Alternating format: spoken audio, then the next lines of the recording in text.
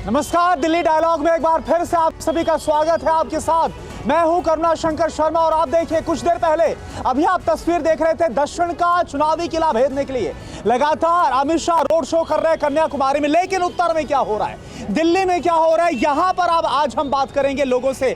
आज हम पहुंचे करोल बाग, जो कि नई दिल्ली लोकसभा सीट के अंदर आता है। करोल बाग आप जानते हैं जो कि मार्केट हब है, यहां पर कई व्यापारी मौजूद है, आम जनता मौजूद है, उनसे हम बात करते हैं। आप बताइए इस बार क्या होता हुआ नजर आ रहा है। बीजेपी बोल रही है 400 पार, लेकिन खेल बिगाड़ने के लिए विपक्ष है तैयार।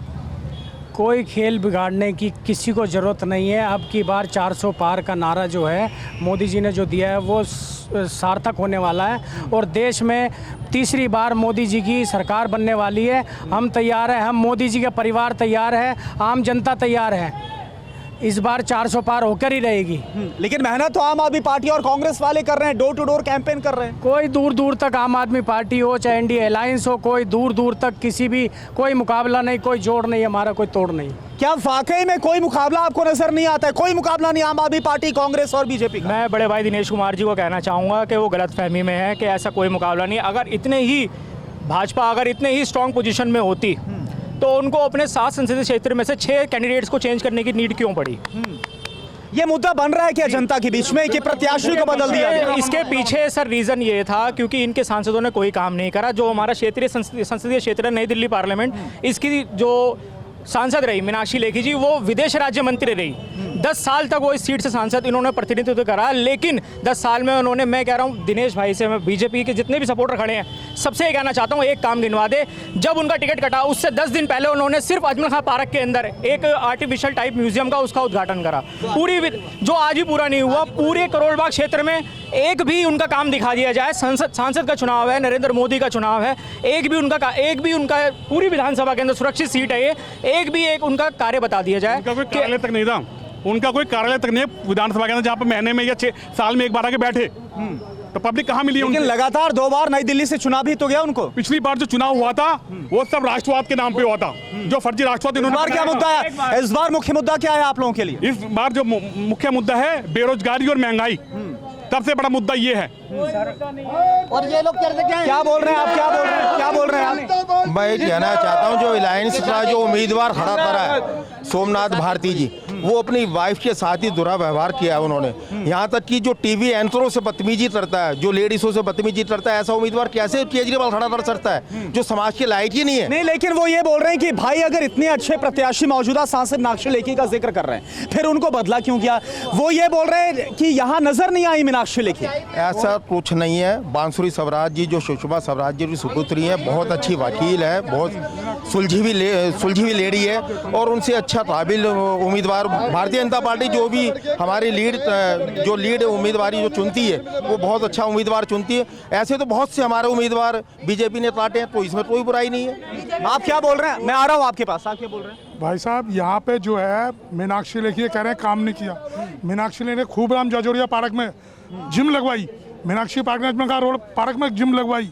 कौन कहते हैं काम नहीं किया? इनको तो चाहिए एक बोतल के साथ एक फ्री, इनको चाहिए बोतल के साथ एक बोतल फ्री, लाइट फ्री, बिजली फ्री। इनको आ रहा हूँ आपके पास आ रहा हूँ, सबके पास आऊंगा, बात पूरी होने दीजिए। इनको एक बोतल के साथ एक फ्री चाहिए। एक सेकंड, इनको एक बोतल के साथ एक बोतल फ्री चाहिए।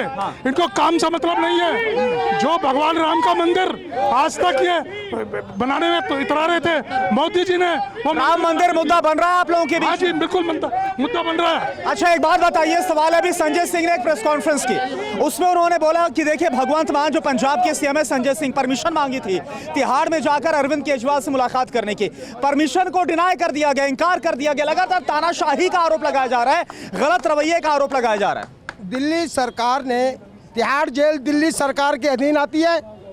ये कानून दिल्ली सरकार के मुख्यमंत्री आदरणीय भाई केजरीवाल ने बनाए।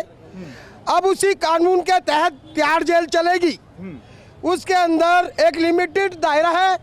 अब यह नहीं है दिल्ली का सीएम जाए, पंजाब का सीएम जाए, किसी भी स्टेट का सीएम जाए, वहाँ अनुच्छेद वहाँ नहीं जा सकते। कानून तो केजरीवाल ने बनाई।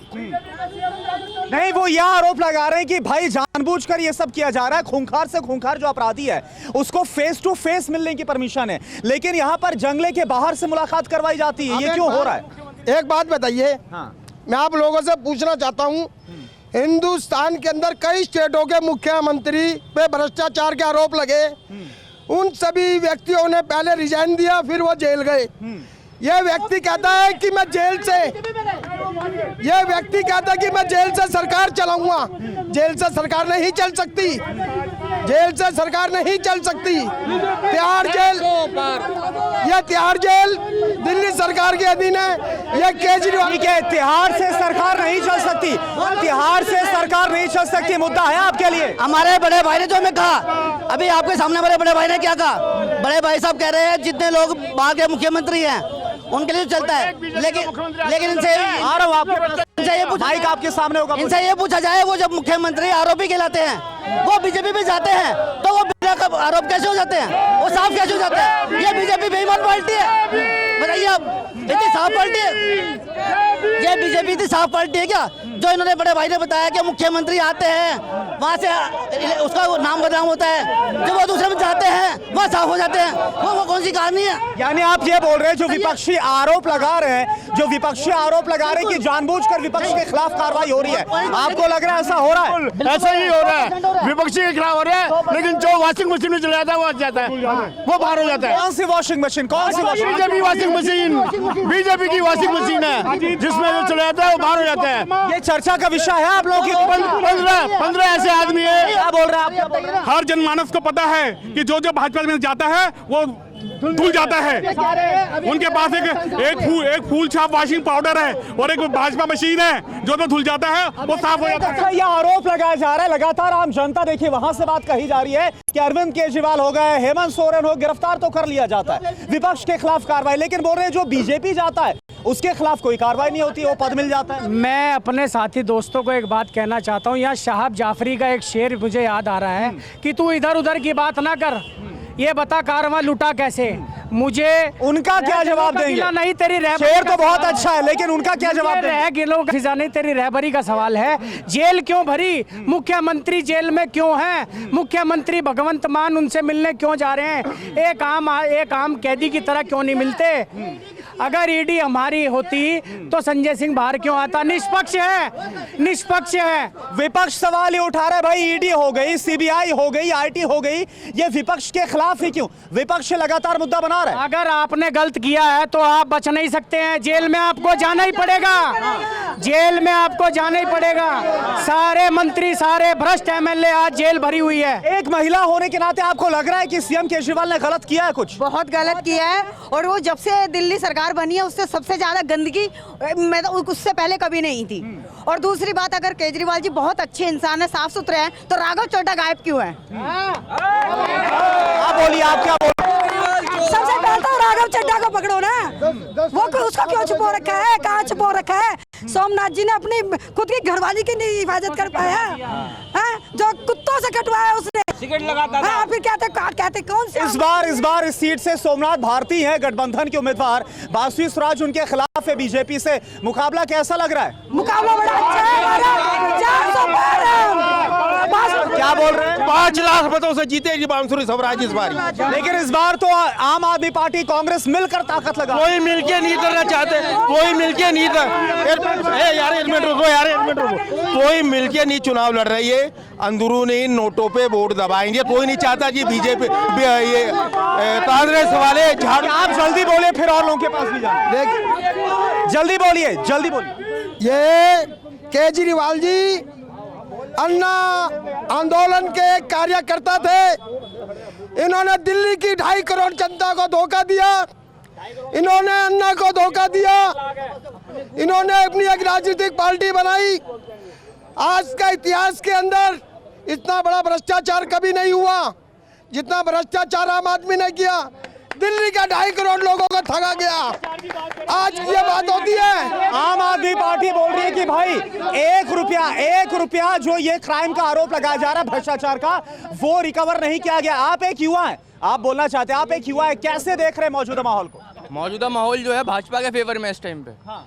कोई संदेह नहीं है कि इंडिया लाइन्स आएगा या कुछ भी आएगा, आएगी भाजपा ही। कुछ भी कर लो आप, कुछ भी कर लो। जो अरविंद केजरीवाल जेल के अंदर है, अरविंद केजरीवाल जेल के अंदर, आपको लग रहा है कि वाकई में अरविंद केजरीवाल सरकार ने कुछ गलत किया होगा? आपको लग रहा है? अरविंद केजरीवाल ने लाखों घर बर्बाद किए हैं, लाखों महिलाओं के घर उजाड़े हैं, शराब घोटाले के अंदर वो सही तरीके के जेल में गए हैं, इसमें कोई संदेह नहीं है। आप क्या बोल रहे हैं? सर, जो राजकुमार चौहान समाज कल्याण प्रधानमंत्री था, वो खुद कहते हैं कि जिस उद्देश्य से मैं राजकुमार आनंद जी, वो ये कहते हैं कि मैं जिस उद्देश्य से इस पार्टी में गया था, यह एक भ्रष्टाचार है, भ्रष्ट पार्टी है, और मैं रिजाइन इसलिए कर रहा हूँ कि कोई दलितों के बारे में नहीं। लेकिन आम आदमी पार्टी के नेता तो भाई बोल रहे हैं कि ईडी का दबाव था, ईडी के डर की वजह से पार्टी छोड़ गए। जो गलत काम करेगा ईडी अपना काम करेगी, ईडी अपना काम गवर्नमेंट की है, ईडी अपना काम करेगी, ईडी अपना सारा काम करेगी। ये मुद्दा बनता हुआ नजर आ रहा है, ये मुद्दा बनता नजर आ रहा है। राजकुमार आनंद पार्टी छोड़कर गए हैं और आम आदमी पार्टी की तरफ से आरोप लगाया जा रहा है कि बीजेपी केंद्र सरकार जानबूझकर पार्टी को कमजोर कर रही, लोकसभा चुनाव के पहले खत्म करना चाहती है। ये बिल्कुल 100% बात है।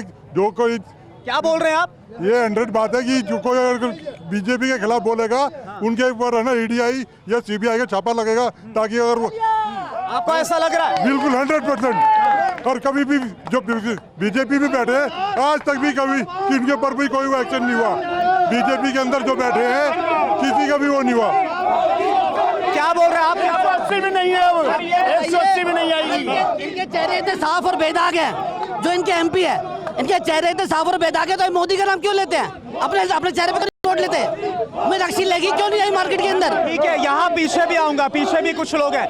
आप बताइए जो मौजूदा माहौल है, क्या लग रहा है इस बार, कौन मजबूत लग रहा है? मजबूत लग रहा है, बीजेपी लग रहा है, मगर एक पढ़े लिखे आदमी एक शराब की बोतल एक के बाद एक फ्री देते हैं। आप दूध की दीजिए, काजू की दीजिए, आप डाल दीजिए जिसमें विटामिन हो। आप शराब की एक बोतल की जगह एक बोतल आप फ्री दे सकते हो। आप पढ़े लिखे हो, मैं बंगाल से रहता हूँ, वो केजरीवाल भी खड़गपुर से पढ़ा लिखा आदमी है। क्या इस बार दिल्ली के अंदर लोकसभा चुनाव में ये बहुत बड़ा मुद्दा बन रहा है एक्साइज पॉलिसी? हाँ, ये बुरा बंदा बन रहा है। आप रेगुलर पढ़ा पानी पीने के बाद तो अगर फिल्टर से अगर पानी नहीं पियोगे आप बीमार पड़ जाओगे। पानी आ रहा है घर में, मगर वो पीने के लायक नहीं है। अगर फिल्टर से पानी पीएगा, मैं यहाँ के रहने वाला नहीं हूँ, मगर बंगाल के रहने वाला हूँ, फिर भी मैं यहाँ 30 साल से रहता हूँ। मगर केजरीवाल ने जो पढ़े लिखे आदमी गलती किया, उस शराब के बदले में एक शराब फ्री देके। ठीक है, आप बात उठा रहे हैं, आप क्या बोलना चाह रहे हैं? जी मोदी सरकार ही आएंगे जी, 412 साल। आपको इस बार लग रहा है फिर से मोदी सरकार ही आएगी? मोदी सरकार ही आएगी। भ्रष्टाचार को हटाना है, मोदी को लेके आना है, भ्रष्टाचार खत्म करवाना है। शराब की जरूरत। लेकिन एक सवाल सुनिए, एक सवाल है, कल आतिशी की तरफ से जो दिल्ली सरकार की मंत्री हैं, उनकी तरफ से आरोप लगाया गया कि जो कुछ हो रहा है दिल्ली में राष्ट्रपति शासन लगाने की पूरी साजिश है। कोई साजिश ही नहीं, अगर साजिश होती तो कब की लगी हुई होती। केजरीवाल जी ने बहुत गलत किया।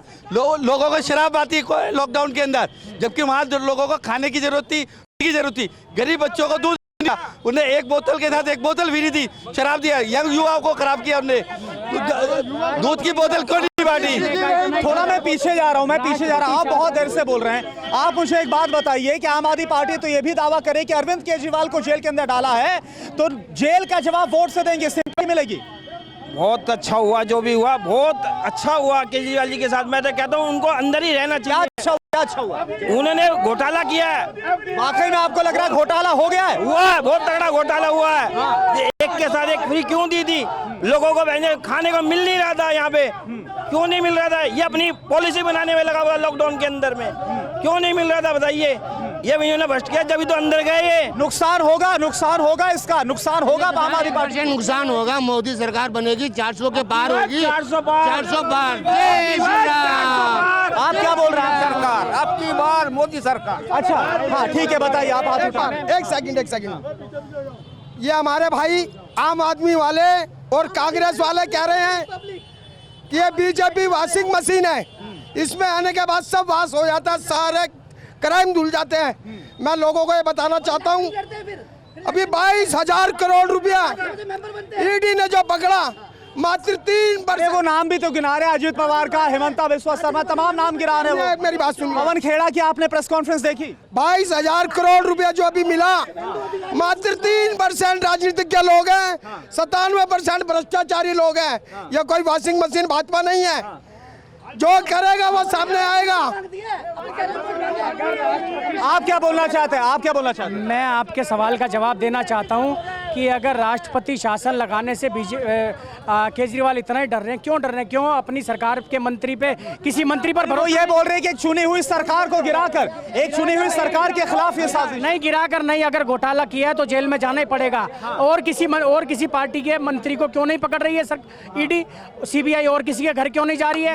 अगर आपने कुछ किया है गलत तो ही तो ईडी आपके घर पर मारेगी। चलिए ठीक है, 11 साल का है। लोग ये बोल रहे हैं कि अरविंद केजरीवाल जेल के अंदर है तो वो गलत किया गया। कुछ बोल रहे हैं कि आखिरकार